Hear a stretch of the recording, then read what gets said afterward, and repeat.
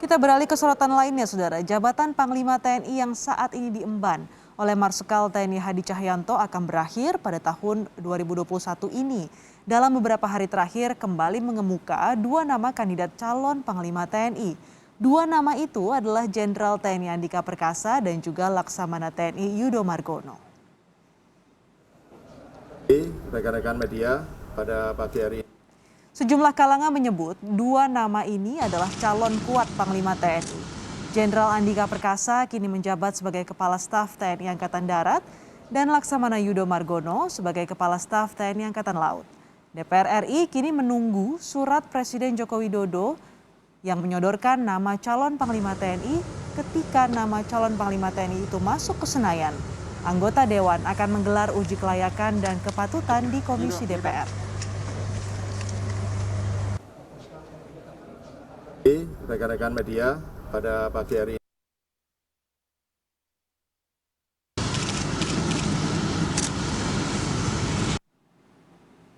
Saudara, nama sejumlah petinggi di Tentara Nasional Indonesia santer dikabarkan akan menjadi Panglima TNI menggantikan Marsikal Hadi Cahyanto.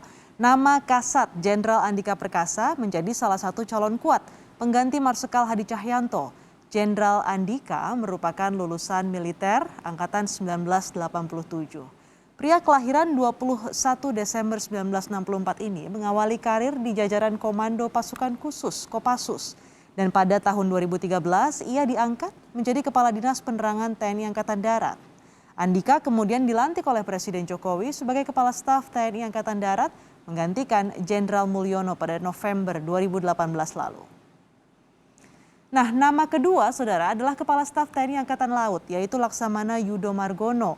Pria kelahiran Madiun, Jawa Timur pada 26 November 1965 ini merupakan alumnus Akademi Angkatan Laut Angkatan ke-33 tahun 88. Yudo Margono memulai karir di dunia militer dengan dipercaya sebagai asisten perwira divisi senjata artileri rudal di KRI YNS 332. Yudo Margono kemudian dipercaya sebagai Komandan Lanal Tual pada 2004 hingga 2008.